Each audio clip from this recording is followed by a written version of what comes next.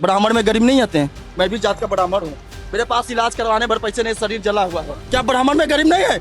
चलो गांव में आज भी हम आपको दिखाते हैं, ऐसे हमारे राजपूत ब्राह्मण है जिनके घर पे आज के डेट में एक टाइम चूल्हा बढ़ता है, एक टाइम चूल्हा नहीं बढ़ता है। ये अमित शाह मोदी की चाल इनको 2029 में पता चल जाएगा। यूपी के रहने वाले आजमगढ़ पूर्वांचल के हम आए हैं प्रोटेक्ट करने एससीसी और आरक्षण के। हम आरक्षण का विरोध नहीं कर रहे हैं। आरक्षण उस व्यक्ति को मिलना चाहिए जिसके पास कोई कमाने का नहीं हो, जैसे कोई विधवा औरत हो, जैसे कोई औरत हो उसके 4 बच्चे हैं, चारों लड़की हैं, उसका पति विकलांग हो या उसका पति अकेला हो, सिंगल कमाने वाला हो, उसकी लड़कियों की शादी ना हो, तो ऐसे व्यक्तियों को आरक्षण मिलना चाहिए। सरकार इनको मुआयना दे ताकि वो अपने 4 लड़की का गुजारा कर सके, शादी ब्याह कर सके। कोई विकलांग है उसको मिलना चाहिए। ये नहीं कि खाली एक जाति को। ब्राह्मण में गरीब नहीं आते हैं। मैं भी जात का ब्राह्मण हूँ, मेरे पास इलाज करवाने भर पैसे नहीं, शरीर जला हुआ है। ये शरीर जला हुआ, मेरे पास इलाज करवाने भर पैसे नहीं है। और दिखा रहा हूँ, ठीक है, मेरे पास वो इतने पैसे नहीं है कि मैं 20,000 रुपया खातिर अपनी शरीर अपने हाथ का इलाज करवा सकूं। जो ये हाथ चिपक चुका है, पूरा हाथ उठता नहीं है। मेरे पास 20,000 रुपया नहीं कि मैं अपने हाथ का इलाज करवा सकूं। क्या ब्राह्मण में गरीब नहीं है? चलो गांव में आज भी हम आपको दिखाते हैं, ऐसे हमारे राजपूत ब्राह्मण है जिनके घर पे आज के डेट में एक टाइम चूल्हा बढ़ता है, एक टाइम चूल्हा नहीं बढ़ता है। ये कहाँ की बात है कि खाली गरीब नीले कबूतरों में, बाकी हर कास्टों में आते हैं कि ठाकुर ब्राह्मण में अमीर ने। सुदामा से बड़ा गरीब कौन था भारत के अंदर? सुदामा से बड़ा गरीब कोई था? बताइए आप। बिल्कुल सही कह रहे हैं। हाँ, तो आरक्षण उस व्यक्ति को मिलना चाहिए जिसके पास कोई साधन ना हो। हमको आरक्षण नहीं, आरक्षण दो। आरक्षण सबका है कि सबको मिलना चाहिए, पर हर व्यक्ति की दो। ये नहीं कि ठाकुर ब्राह्मण को मत दो। एससी एसटी ओबीसी के जो बड़े बड़े नेता हैं, चंद्रशेखर जैसे लोग जो आरक्षण के लिए पहली बात तो मैम, पहली बात चंद्रशेखर रावण मत बोलो, वो है चंद मुल्ला। वो रावण है, उसके माँ बाप है मुल्ला, वो भी है मुल्ला। वो तो हमारे जो जय भीम वाले हमारे भाई बहन है, उनको खाली गुमराह करके उनको वोट बैंक का वो किया जा रहा है। ठीक है, जैसे जिन्ना के टाइम में क्या नाम था, मूलचंद, जो भाईचारा निभाने पाकिस्तान में गए थे, बाद में जब जिन्ना मारा गया तो वहां से काट काट के भेजा गया। तो ये वही चंद्रशेखर है। ये चंद्रशेखर नहीं है, ये चंद मुल्ला है। ठीक है, ये सब मिली भगत है। प्रशासन देखो, प्रशासन अपनी ड्यूटी करे, हम प्रशासन को कुछ नहीं कर सकते।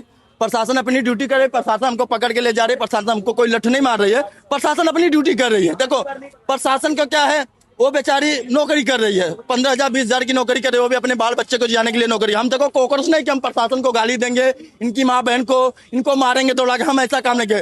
पर प्रशासन को हम इतना कहना चाहते हैं कि अगर हम शांतिपूर्ण धरना कर रहे हैं तो हमको धरना दिया जाए। शासन के ऊपर वालों को क्या कहेंगे जो इनको ऑर्डर दे रहे हैं प्रोटेस्ट रोकने का? ये देखो मैं आपको मैडम सर, ये अमित शाह और मोदी का चाल है। ठीक है, ये अमित शाह मोदी की चाल इनको 2029 में पता चल जाएगा। और मेन मुद्दा आपको मैं बता देता हूँ, ये सब गुमराह किया जा रहा है योगी आदित्यनाथ को सत्ते से गिराने के लिए। जो ब्राह्मण ठाकुर कभी योगी आदित्यनाथ का साथ नहीं छोड़ेंगे। हाँ, योगी के हम साथ हैं। अगर 2029 में बीजेपी अगर योगी का चेहरा लेके आएगी तब तो ठाकुर ब्राह्मण का वोट पाएगी, नहीं तो बीजेपी का सुपड़ा साफ हो जाएगा जैसे कांग्रेस की सुपड़ा साफ हो गया।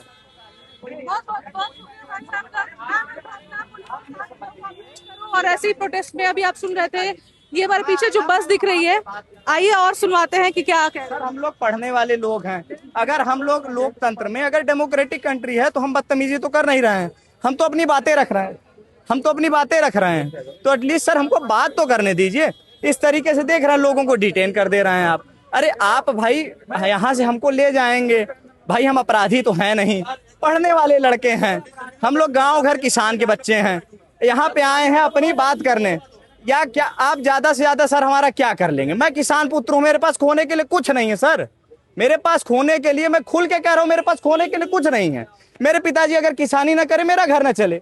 मैं पढ़ने लिखने वाला सर, मैं बहुत अति सामान्य परिवार का, लेकिन आप देख लीजिए सर कि किस तरीके से हो रही है। भाई पुलिस की जाती ये है कि मैं यहाँ पे शॉपिंग करने आया और मुझे जनपद से पकड़ कर ले आए हैं। मेरे बैग में आपको दिखा दूंगा शॉपिंग का सामान। ये लोग नाम पूछ रहे हैं, क्या नाम है आपका? मेरा नाम जय सिंह है, राजपूत है। दिल्ली पुलिस को सख्त आदेश मिले हैं कि अगर कोई राजपूत ब्राह्मण या सवर्ण समाज का कोई लड़का हो, उसको घसीट के ले आओ और बस के अंदर ले जाओ, छोड़ो। हमारे साथ क्या करेंगे हमें नहीं पता है, लेकिन ये आवाज दबेगी नहीं, चाहे बैठा लो या कुछ कर लो। अब तो मैं नहीं आया था, लेकिन अब मैं करूंगा प्रोटेस्ट। दिल्ली पुलिस कान खोल के सुन ले, हम गाली नहीं देते किसी को, हम किसी को माँ बहन की गाली नहीं देंगे, लेकिन हमारा ये जो अनशन है वो जारी रहेगा, न्याय मिलने तक जारी रहेगा।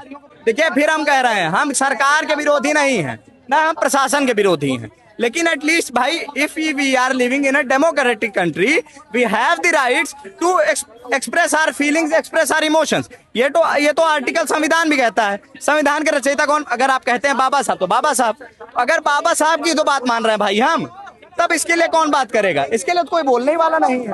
बदतमीजी का आलम आप देख, और लोगों को अंदर ले, आप देख लीजिए मैम कि किस तरीके की बदतमीजी है। देख लीजिए आपकी आए दिन जो है इस तरीके से। अभी आप देख रहे हैं हमारे पीछे ये जो बस है, बस में फिर से प्रोटेस्टर्स को डिटेन किया गया है। और ये करीब, जब से मैं खड़ी हूँ बीते कुछ घंटों में, मुझे लगता है कि 35-40 ऐसी बसेस हैं जो डिटेन करके लोगों को ऐसे भर के ले जाया जा रहा है। और अभी एक भाई ने बताया कि वो शॉपिंग कर रहे थे और शॉपिंग के दरमियान उनसे पूछा गया कि आपका नाम क्या है, और उनके नाम में सिंह उन्होंने बताया, यानी कि वो राजपूत है। उनका कहना है कि वो शॉपिंग के लिए आए थे, उनके बैग में शॉपिंग किया हुआ सामान है और पुलिस उनका नाम सुनकर उनको पकड़ कर ले आई।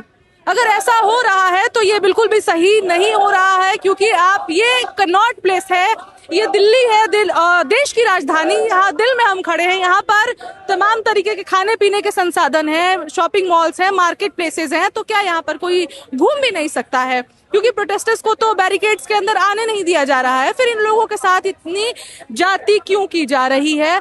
और ये लोग भी जवाब मांग रहे हैं। हालांकि इस प्रोटेस्ट में और प्रोटेस्टर्स में खूबसूरती इस बात की है कि ये अब तक, चाहे वो डिटेन भी क्यों ना हो, प्रशासन और पुलिस के खिलाफ एक शब्द नहीं बोल रहे हैं। ये बार बार यही कह रहे हैं कि पुलिस और प्रशासन अपना काम कर रही है, इनको ऊपर से ऑर्डर्स मिल रहे हैं तो ये अपना काम कर रहे हैं, ये अपनी सैलरी जस्टिफाई कर रहे हैं, तो इनके खिलाफ रोष नहीं है। और ये बहुत खूबसूरत प्रोटेस्ट दिखाई पड़ रहा है, अनलाइक द लास्ट प्रोटेस्ट जिसमें पुलिस और प्रशासन को भद्दी गालियां दी जा रही थी, उनको पत्थर मारे जा रहे थे।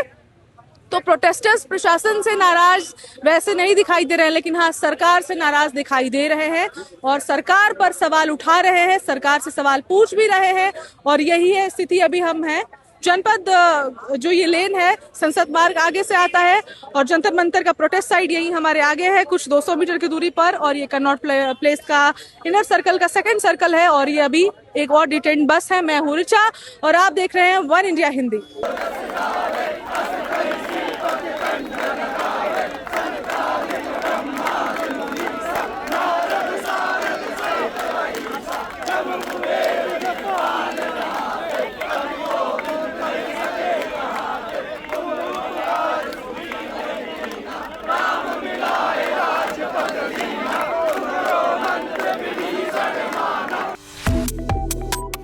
Subscribe to One India and never miss an update.